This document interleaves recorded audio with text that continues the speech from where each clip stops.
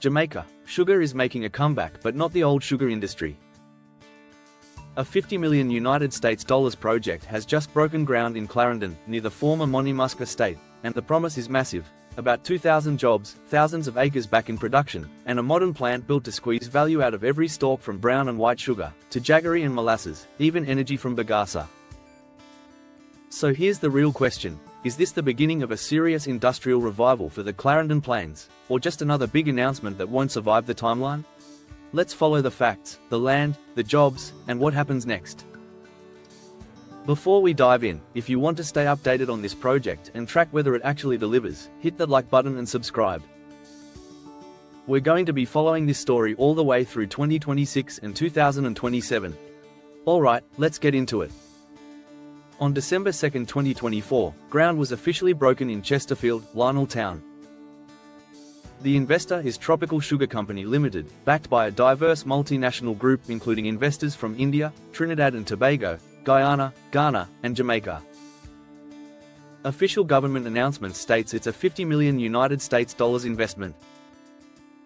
Construction is scheduled to start in January 2026, with completion expected within approximately 18 months, putting first production somewhere around mid-2027 if the timeline holds.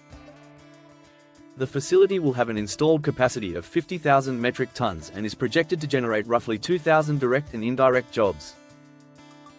The CEO is Anil Jamie, an Indian national with sugar industry background. Key shareholders include Jamaican investor Noel McLean and chairman Regindra Prasad from Guyana. This isn't a government project. This is private capital betting that modern sugar can work in Jamaica again. Let's talk scale, because numbers like 11,000 acres don't mean much until you understand what they represent. The factory will be built on approximately 11,000 acres of former sugar lands leased from Sugar Company of Jamaica Holdings, SCJH, Limited. To put that in context, that's roughly 50 square kilometers of land returning to active agricultural use after years sitting idle. This is one of the largest single agricultural investments in Jamaica in the last decade. The factory capacity is 50,000 metric tons if operating at full capacity. That's a meaningful chunk of Jamaica's total sugar production potential. But capacity means nothing without the infrastructure to support it, such as trucking routes from fields to factory. Irrigation infrastructure, the Vere plains have water potential, but it needs management.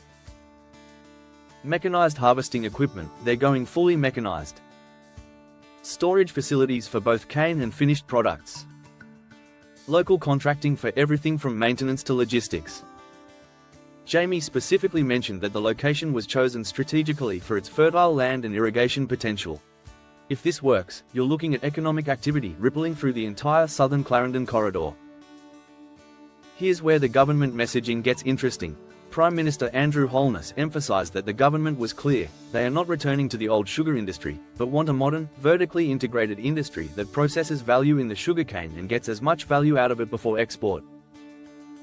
So what does that actually mean? Product diversity. The company will have the capability to produce brown and white sugar, jaggery and molasses. Jaggery, that's unrefined crystallized sugar popular in India and growing in demand in health food markets. Jamie specifically mentioned jaggery powder as an export product gaining popularity in the United States and Europe. The factory will also supply sugar to major beverage brands such as Coca-Cola and Pepsi, meaning they're going after established local industrial buyers, not just commodity export. Energy angle. The company will produce its own power for irrigation purposes using bagasse, the fibrous waste left after crushing cane. Tropical Sugar is expected to install a 12.5 megawatts cogeneration plant powered by bagasse to serve its energy needs. The plant will feature technology to control emissions, and the company is committing to green cane harvesting without field burning. In countries like Mauritius, India, and Brazil, sugar factories export excess electricity to national grids and make serious revenue from it. Jamaica currently has only 2 operational sugar factories, Worthy Park in St. Catherine and Frome in Westmoreland. Both use bagasse for internal power, but production levels aren't enough to contribute surplus to the national grid. If Tropical Sugar scales correctly, they could eventually become a distributed energy producer, not just a sugar factory. Why this matters: Jamaica imports over 100,000 tons of sugar annually to meet local demand. In 2023, Jamaica produced just around 35,000 tons, a fraction of the country's mid-1960s peak of over 500,000 tons. The strategy here isn't to dominate global commodity sugar markets. Jamaica can't compete with Brazil or India on price. The play is to capture local and regional markets with diverse, value-added products while generating energy and jobs. Let's follow the land, because this tells you whether investors are serious or just flipping. The factory sits on approximately 11,000 acres leased from Sugar Company of Jamaica Holdings, SCJH, Limited. But here's the key detail. Prime Minister Holness specifically highlighted that the investors have purchased lands for the agro-processing and industrial operations, showing they are taking an ownership stake and are not short-term investors. Holness noted, the investors have driven a stake in the land that is not easily uprooted. That is a powerful signal. Translation, they own assets they can't walk away from easily. Why this matters? Jamaica's sugar industry has a rough history with divestment. By 2012, the government had absorbed at least $35.58 billion of sugar debt accumulated since 1999. Multiple rounds of privatization failed. In 2011, the Chinese-based Pan-Caribbean Sugar Company took over Monymusk, Frome, and Bernard Lodge. In 2014, they announced plans to pump $180,200 million into the plants. That didn't materialize. Monymusk's sugar factory shut down in 2018. The distillery stayed open, but sugar production stopped. So when investors buy land rather than just lease it, that signals long-term commitment. Holness noted, this one investment will take a significant portion, more than 20% of the lands that are underutilized or unutilized held by the SCJ in Clarendon. That's not a pilot, that's scale. Let's get local. Who actually sees money from this first? The project is expected to generate roughly 2,000 direct and indirect jobs, providing new opportunities to farmers, heavy equipment operators, factory workers, transport providers and small business owners. Here's the breakdown by job category. Farmers, all cane planting and harvesting will be mechanized, so you're not looking at thousands of cane cutters with machetes. You're looking at contract farming operations, equipment operators, and mechanized harvesting crews. Factory workers, processing plant operators, technicians, lab workers, quality control, these are skilled positions. Transport, every day during harvest season, you need trucks moving cane from field to factory. That's fuel, drivers, mechanics, depot operations. Small business spillover, factory workers spend money. Truckers need food, equipment needs parts. That flows into shops, restaurants, mechanics, rentals. The human side, Leonard Lewis of Gale in Lionel Town, who worked at Monymusk for over 2 decades, said life had not been the same since its closure. He told the Gleaner about the collapse of livelihoods that followed Monymusk's shutdown. Prime Minister Holness said the project will re-stimulate economic activity across southern Clarendon and that communities that once blossomed under sugar will be revitalized. Communities like Lionel Town, Hayes, Gale, these places were built around sugar. When Monymusk closed, the economic foundation disappeared. Deputy Chairman Srinivasa Rao Kadam announced that after 2 to 3 years in operation, the company will commit 10% of its profits to fund scholarships for Clarendon students. That's a future commitment, let's see if it materializes. But it signals community engagement beyond just extraction. Alright, let's pump the brakes. Big announcements are easy, execution is hard. Here are 5 things that will decide if this succeeds. 1. Can they secure enough cane supply consistently? Jamaica's average cane yield is about 65 tons per hectare, while tropical sugar plans to introduce high-yield strains from India capable of producing 150 to 200 tons per hectare. That's a game changer, if those varieties adapt to Jamaican soil and climate. If they don't, you're back to struggling with supply. When Pan-Caribbean operated Monymusk, they cited drought and cane supply issues as reasons for closure. Mechanized harvesting helps with labor shortages, but you still need the cane to grow. 2. Water reliability. The Vere plains have irrigation infrastructure, but under Pan-Caribbean's management, cane farmers complained that fields weren't being watered properly. Tropical Sugar says they'll produce their own power for irrigation, but pumping and maintaining irrigation over 11,000 plus acres is capital intensive. 3. Execution risk. Can they actually hit 18 months? Construction is set to begin in January 2026 and is expected to be completed within approximately 18 months. That's aggressive for a factory of this scale. Delays in equipment delivery, permitting, contractor availability, all of it can push timelines. Worth noting, official government statements cite $50 million United States dollars, while the environmental impact assessment referenced $40 million United States dollars. Are costs escalating, or just reporting inconsistencies? Either way, budget discipline matters. 4. Profitability, sugar pricing plus exports. Shareholder Noel McLean told the Gleaner they expect a loss in year 1, but by year 2 they forecast a 26% return on revenue. They're targeting CARICOM for brown sugar, the local market for refined sugar, and the USA and Asia for jaggery.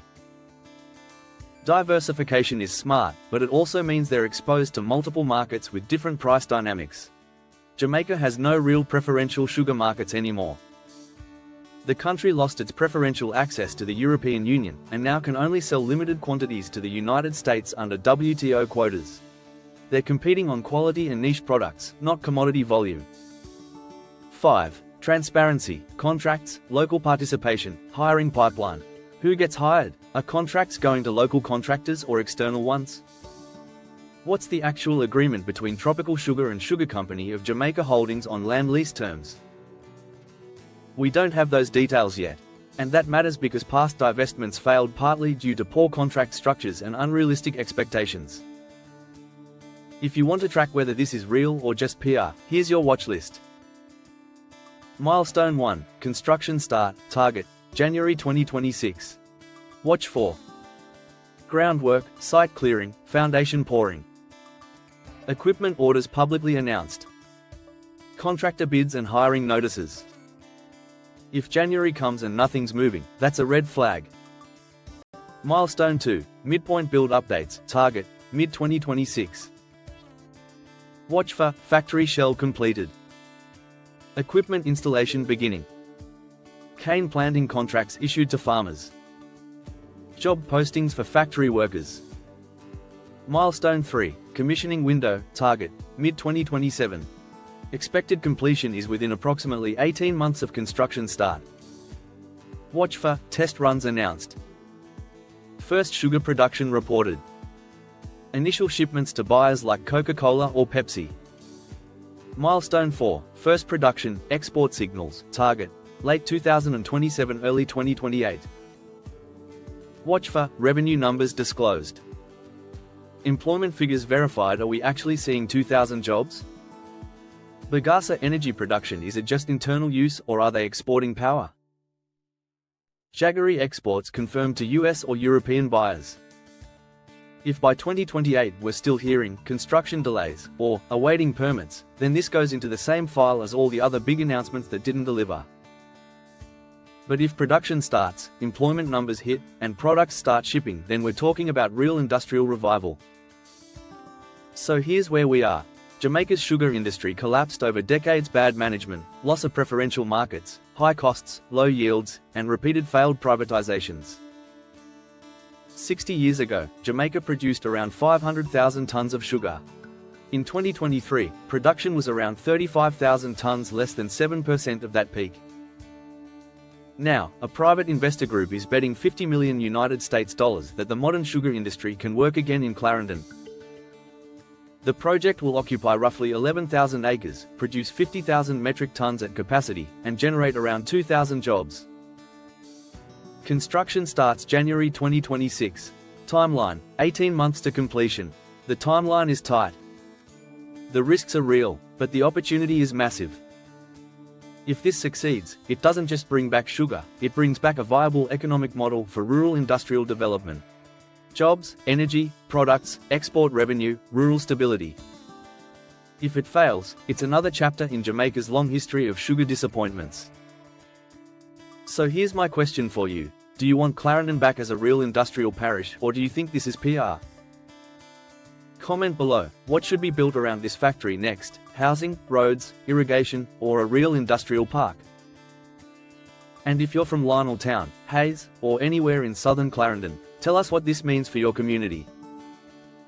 Are you hopeful? Skeptical? Waiting to see? Let's keep following this. January 2026, that's when we find out if this is real.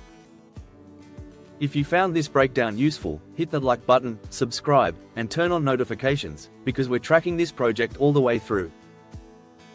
This is the Clarendon Sugar Revival. Let's see if it delivers.